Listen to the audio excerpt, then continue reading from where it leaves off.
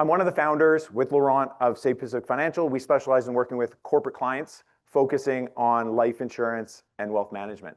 So that's mainly what I'm going to be focusing on today, which is talking about business owners, life insurance, and wealth management. Shameless plug, we recently wrote a book. Whoever answers the best question will get a copy. So stay tuned for that. Okay, so what we're going to be talking about, from OpCo to legacy, the hidden estate planning crisis for business owners. What happens if your business owner client passes away tomorrow? What happens from a tax perspective? And what are you doing as their advisor to plan for this? Typical business structure. So what sort of to lay out the framework of what we're talking about here is most business owner clients, they're going to have an operating company, likely going to have a holding company, and maybe a family trust. Why do they have this structure?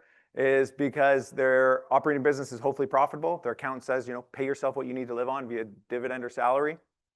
Leave the rest in your operating business. Why? Because your corporate tax rate can be as low as 11%. Personal tax rate could be as high as 53%. You're creating a nice tax deferral. You're taking the money from your operating company and you're then flowing it to your holding company. Why? For liability reasons is one of them. But also you want to have separation between assets that are held from your operating company to your holding company. So your holding company is where you're going to be buying assets. Well, what are you essentially doing? You're creating a tax deferral. That's the whole point of this structure. What are you creating a tax deferral for? What's going to be continuing to grow? This tax deferral is eventually going to have to be funded.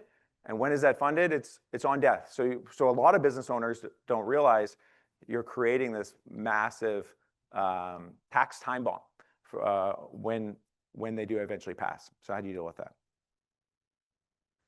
So the life cycle of business owners. So when a business owner comes to us and steps in our office, we constantly hear very similar things. When they have this structure, when they have the operating company, they have a holding company, maybe they have the family trust. So depending on what stage or life cycle they are in their business, the things we commonly hear is, hey, how do I grow the money in my holding company in the most tax efficient way? So that's a lot of times younger professionals. They're looking at, they're in the growth mode of their business. The other question we get a lot is, well, how do I eventually get that money out of my company in a tax efficient way? And then the third thing is, as they're getting older, they're saying, well, I have this money in my corporation. Maybe I don't need it all. How am I going to leave this to my kids in the most tax efficient way? So those are sort of the three things that we hear constantly. And the newer one that kind of came out in 2017 that we also get as well is, well, how do I deal with these passive income rules? And so we constantly hear issues around that as well. So those are kind of the grow, extract, transition, and die life cycle. So I'd like to outline problems first. So I'd like to say, well, what problems do these business owners face? And then we'll talk about some of the solutions that are there. So like I was just talking about, there's a small business tax rate. So within an operating business, the first $500,000 of earnings are going to be taxed at 11%. That's amazing. Next tax rate is going to be 27%. So that allows that nice tax deferral. Then the challenge that business owners have as you move that money to the holding company is now you want to go invest that money. The downside is when you do invest that money, you're automatically taxed at the highest marginal rate, so up to 50%. So there's no RRSPs, TFSAs, or registered accounts that allow you to defer tax within a corporation. So that's sort of one problem that they're going to be facing, which is the limited tax deferral, which we just talked about, the passive income rules. So it's sort of an old slide that outlines how that works. So short explanation, if you're not familiar, every dollar that you earn passively within your corporation, every dollar above $50,000 is going to reduce your small business tax rate by $5. So in short, once you start earning $150,000 passively in your corporation, that's going to grind down your small business tax rate from $500,000 to zero. Now, that's going to, which I'll show you in the next slide, will have a pretty significant impact on your overall returns. So passive income rules is something that business owners are facing that have pretty substantial effect. So this is an example of how that might impact a business owner. And we see this all the time. Business owner has $3 million, say, in their holding company. GIC rates were great a few years ago. Maybe they're making 5%. That's spitting out $150,000 of passive income. Well, one, they're going to be paying tax on that. So they're going to be paying 50% interest income. So $75,000 is what they're actually going to net. But two, that's going to grind down their small business tax rate in their operating business, which instead of paying 11% tax on that $500,000, they're going to pay the 27% tax. So that's going to cost them an extra $80,000 of tax. So this business owner who's like, this is great. I have money in my holding company. I'm investing this money in a GIC. I'm making $150,000 passively. Well, they're actually going to pay over $150,000 in tax with no planning. So that's a challenge we see for a lot of business owners. And then the other question that comes is, how am I going to extract wealth? How do I get money out of my business? So this is where we're looking at planning from salaries versus dividends, RRSPs, creating CDA. Maybe you look at IPPs, registered accounts. And that's where you're really balancing like ERTO, GRIP, NERTO, all the different ways of distributing funds. But ultimately, starts to be a challenge. The question is I feel like the money's trapped in my corporation. I feel like if I pull $1 million out, half's going to go to taxes. So these are some of the challenges, especially with business owners that are on that growth phase of what we see them facing. Then it's, well, what happens on death? So when we're actually planning the estate, it's saying, well, when I do pass away, the tax deferral, what I say, tax deferral time bomb, it's now time to pay. And so we want to plan for that. And what happens on death with the shares of a business? It's considered a deemed disposition. So essentially, you've sold your shares. CRA now taxes your estate. So if you use an example of a $10 million HoldCo, there's the first layer of tax. You're going to pay $2.7 million of tax, say in that situation. Jamie Gollenbeck had a really great article. I'd highly recommend checking it out. He basically outlines what happens to a business owner's shares when they do pass away. I've summarized it here. Basically, he used the example of a $10 million HoldCo, ACB of 0.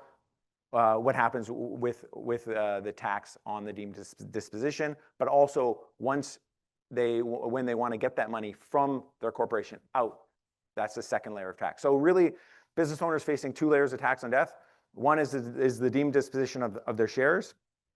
Two, it's the money that's in the corporation ultimately coming out, which is going to be taxed at their dividend tax rate. So if we're looking at this example of a $10 million HoldCo, $2.7 million from the deemed disposition of their shares, and another $4.7 million when they pull that $10 million out. So that's a greater tax rate than 70%. So really, it's the double taxation that's the big problem for business owners. So again, this outlines, net to kids, we're talking on the $10 million, $2.6 million. CRA, $7.4 million. So it shows sort of the impact or the importance of planning for the business owner. Same thing. It's, again, what we're really focused on when we're doing planning is the two layers of tax, deemed disposition, and then getting the money out of the corporation. So that's the fun stuff. That was all the problems. So as you hopefully can see is when we're doing planning for business owners, they face different challenges than, say, a regular salaried employee. So we want to leave funds to the kids, obviously tax efficiently. So how do we reduce this double taxation? So that's really what's happening is the business owner is getting taxed twice. There's a few different strategies. I'm not going to get into too many details, but you have the loss carryback strategy. That's going to deal with the deemed disposition of their shares. That's going to cover that first layer of tax. And that's going to help offset those gains. And then there's post-mortem pipeline planning. And so that's going to help deal with the distribution of funds within their corporation as well. So really those two strategies are going to help. We can talk about estate freezes. That's something that you can do beforehand. And then, of course, which I want to focus on is life insurance for liquidity and CDA credits.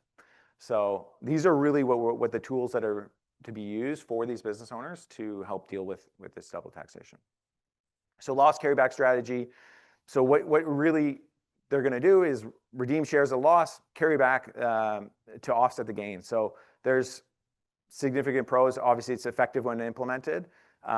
It's going to help deal with that first layer of tax, like I mentioned. Cons is it can be complex.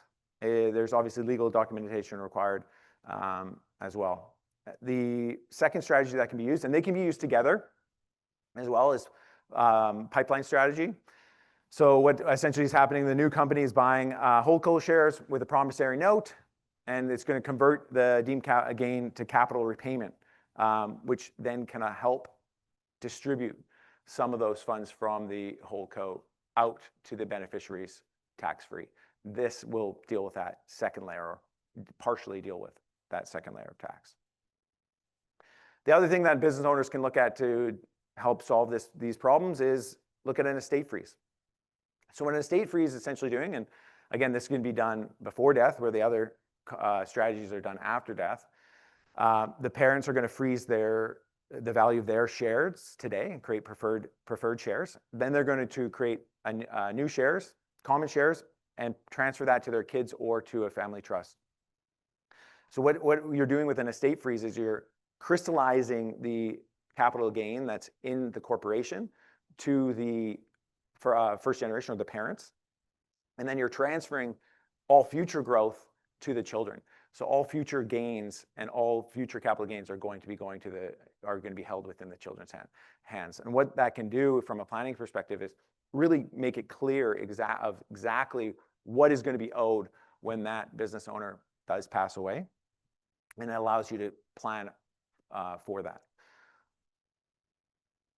So to go back, none of these strategies will provide liquidity. None of these strategies are going to facilitate the tax or provide that lubricant. I think it was last year's presentation, someone did a presentation on life insurance, and he described life insurance as lubricant. And I thought that was kind of funny, but also interesting, where he was saying, with all the planning, where life insurance fits in, it really lubricates the planning. And it allows things to happen. Yes, you can reduce tax, but at the end of the day, the tax is going to be owing, especially with deemed disposition, right away. And by having life insurance, by having CDA, it's going to make everything move a lot smoother. So the final strategy that business owners are going to want to look at is adding life insurance. So that's going to deliver liquidity at death. It's going to smooth the transition to the heirs. And the big thing, which we're going to talk about, is create CDA. And that's really, an important step for life insurance within a corporation and for business owners, is we want to create CDA to deal with that second layer of tax. So an example, a $5 million life insurance policy pays out, it's going to create a $5 million CDA, which allows that money or any money to flow through the CDA out to the beneficiaries tax-free. So where life insurance can be a benefit is provides liquidity for that first layer of tax, like we're talking about. So how do you pay for that first layer of tax? Then we want to create CDA, which can help resolve the second layer of tax, which is, again, getting the money from the corporation out to the beneficiaries as well. So that's where that can benefit. And then just to touch on the CDA a bit more. So it's funded by non-taxable capital gains of the life insurance death benefit. And again, enables, it's a notional account. When life insurance pays out to a corporation, it's going to pay out tax-free. It creates this notional account, the CDA account, which allows that money to go from the corporation out tax-free. And how is the CDA calculated? So we get this question a lot. So the CDA is the life insurance amount minus the adjusted cost base, which will give you your CDA amount. So it's not always the full life insurance amount. But what generally happens with life insurance is your adjusted cost base is going to start high. But the way policies are generally structured is over time, your adjusted cost base gets ground down to zero. So usually at life expectancy or past, the adjusted cost base is zero, and the full life insurance payout will create a full CDA payout, which again, and something to consider as well with CDA. So when the life insurance is paid out, that could cover the first layer of tax, the deemed disposition of the shares. That life insurance money might be gone, but the CDA is still created. Other assets can go from the corporation out tax-free. So I think that's a really important part as well. It doesn't have to be the life insurance proceeds. And then solutions. So how can we, again, going back to that business owner client, they say, Rob, how can we grow, extract, and transfer wealth with life insurance? And why corporate life insurance? So why do we use life insurance as a tool within a corporation? Why do we feel it's such a great tool for business owners? Is life insurance is tax exempt. So you can grow money within a life insurance policy, and it's going to grow on a tax deferred basis. So all the growth, you're not going to have to file each year. The growth within the policy is on a tax deferred basis. It doesn't count towards the passive income rules. And then you can leverage life insurance like other assets without stopping the compounding within the policy, and also having access to the funds via leverage. So, and then of course, what we're talking about is life insurance pays out tax-free. So we were talking about sort of growth and within corporations, why that matters. We talked about the passive income rules a little bit, but we can talk about capital gains tax as well, interest income. So how can a business owner, like we were talking about before, grow money within the corporation on a tax deferred or tax-free basis? Why does that matter? And I always show this slide. If I give you $1 and it doubles every year for 20 years, if it doubles without tax, you're going to have over $1 million. If you're going to pay capital gains each year on that doubling, you're actually going to net $72,570 instead. So when we're talking about tax deferrals and growing money on a tax deferred basis, it makes a difference. That's just what this slide's supposed to be showing. And then leveraging life insurance. So a lot of people don't realize you can leverage life insurance. Like other assets, loans are generally non-taxable and allows you to access funds in a tax-efficient way. So to summarize, like business owner can grow money within their corporation on a tax-deferred or tax-free basis. They can access it via loans, tax-free, and then when they pass away, they can leave it to their kids, all tax-free as well. So far, so good? Feeling good? All right. Well, we're going to go into some case studies. So I have a case study, Warren. He's age 55, engineering firm. He owns an engineering firm, profits $1 million in net income. He has about $5 million in his HoldCo. When we met him, he had about $3 million in income-producing assets, GICs, real estate, mix, and he was generating over $150,000 from this $3 million in passive income. And when we talked to him, he's like, I'm planning to work until my 70s, eventually transition maybe to my kids. Kids were a bit younger. Sorry, or they were a bit older. They were starting to get involved in the business. And like we were talking about before, he had a few challenges, which was cash largely in GICs, which was safe. And he was a very conservative investor. He wanted to focus on his business, and he wanted to sort of park his cash for the most part. But it was affecting, obviously, his tax rate. Like I was showing with that slide before, it was grinding down his small business tax rate. He was paying significant tax from the passive income rules and also from, obviously, interest income. So he's saying to us, well, I want to grow wealth and pass it to my children tax efficiently. And he was aware that he was creating a tax deferral within his corporation. And when he did pass, there'd be a significant amount of tax as well. So yeah, that's what we were saying before. So how can he came to us and said, how can I grow the money conservatively within my HoldCo? I don't want all the money in the market. How can I deal with the passive income rules, which is costing him an extra $75,000 in tax in his operating business? And how can I get access to these funds in retirement? Or if my business needs capital, I want liquidity. So why was he interested in this? Pay less tax, more money now for his family. And then he also wanted to deal with the future liability while he's young and healthy. So what do we recommend?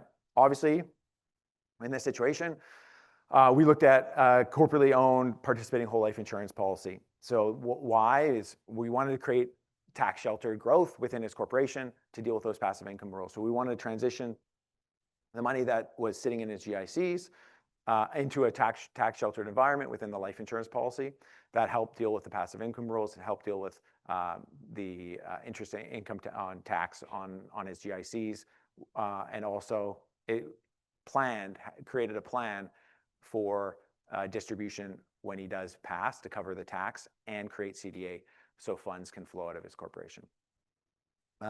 We also, it's not just all life insurance, so we're not saying, oh, take all of your money, Warren, put it all into life insurance. The other thing we look at is sort of portfolio construction. So we looked at the life insurance as one piece of his fixed income and conservative portion of his portfolio, which he did want to have a significant amount of money in. But we also did restructure his investment portfolio as well to look at more capital appreciating assets to help not spit off more income, and creates more CDA on if you ever do sell those shares in the future as well, which helps with planning as well. So what were the results? Lower annual corporate tax burden, higher after-tax growth during Warren's lifetime, and then obviously a large tax-free capital dividend account and life insurance payout in the future. So that was one case study. Other case study was John and Maggie, age 71. They own 7 buildings in a holding company. They're retired. They're in a great situation. They held more than $5 million in GICs in the corporation as well. They had one son. He was helping manage the buildings. They were sort of living their best retirement life. They came to us and said, I don't need any more money. We have more than enough money. I'm never going to sell the properties. That's going to go to my son. But the challenge they had was saying, well, we want to make sure that we can cover future tax and that the transition is done as smoothly as possible. Cash was largely in GICs, but again, safe, put tax at the top passive income rates. They wanted to pass wealth to their son and aware that there's going to be a deemed disposition. Their accountant actually came to them and said, when you pass, there's going to be a tax bill of around $5 million. So one of the things that they did was they wanted to do an estate freeze. So they set up a freeze, froze their shares, created a new class of shares to their son, held in a trust, so that all future growth was going to be in their son's hands. And they knew that we could crystallize this $5 million tax bill that they were going to have. So that made our life a lot easier because we knew, okay, when they pass, this is what's going to be owing, $5 million. We can deal with this quite easily with life insurance. So, we set up a life insurance policy to provide that liquidity. So when John and Maggie did pass, $5 million would pay out, create $5 million of CDA, and cover the tax bill as well, all at the same time. So how did we do it? So John and Maggie, they bought a joint last to die life insurance policy for $5 million. John actually in this situation made a one-time payment of $1.6 million to the life insurance policy. That created $5 million of life insurance. So it was basically he made one single payment, kind of wiped his hands away. He's like, great, tax liability is done, super simple, super clean. And he knew that his estate from day one, he signed the policy, that his estate would have that $5 million covered. What this allowed him to do, and sort of as he was going through this process, he was holding $5 million of cash because he was saying, well, I'm going to need this, or my kids are going to need this for liquidity. I don't want to invest this if in case we pass away, that again, that lubrication is there. So what this allowed him to do was actually take that $3.3 million extra and go invest it and go spend it. And he felt sort of freeing that he didn't have to leave this money there. The other thing that's interesting, so when we were doing, he was also a pretty technical guy, and rate of return was important to him. So looking at the overall internal rate of return at age 95, that $1.6 million, we could project that out quite easily. $1.6 million to $5 million over 24 years, 25 years. It was a net rate of return of 4.6%. So that sounds not that great, but if you look at a comparable GIC, that would have to yield over 9% in order to net out that same amount. So we were able to offer him guarantees on that money as well, and actually yield a decent return. And of course, we want to deal with that first layer of tax, which is the $5 million tax bill that we know is coming. but also we want to help deal with the second layer tax, which is what the CDA credit is going to do. So again, like we were saying before, the $5 million of life insurance pays out, pays a tax. Now the corporation has $5 million of CDA, which they can draw, or the next generation can draw money out, $5 million without tax. So that was, yeah, another case study for you guys as well. Business owner checklist. So this sort of call to action, like, do you know, when you're talking to a business owner, do you know your corporate structure and deemed disposition liability? Do you have liquidity to fund the tax? And are you maximizing CDA opportunities? So how can we provide that liquidity? Well, one, do you know your tax bill? How do you provide the liquidity to cover it? And then how can we maximize CDA to deal with second layers of tax? And then, yeah, if you died tonight, what % of your corporate wealth would your kids actually get? The answer is less than 70%, then you need planning. And in conclusion, yeah, pretty straightforward stuff. Without planning, CRA is going to get more money. With planning, your family gets more money. And with life insurance, you know, it combines everything. If you can add it into your plan, it's going to, you know, add a lot of value. And so life insurance can help with business owners growing wealth in a tax efficient way. Yeah. Don't let CRA be your biggest heir. That's it. Amazing. Thank you.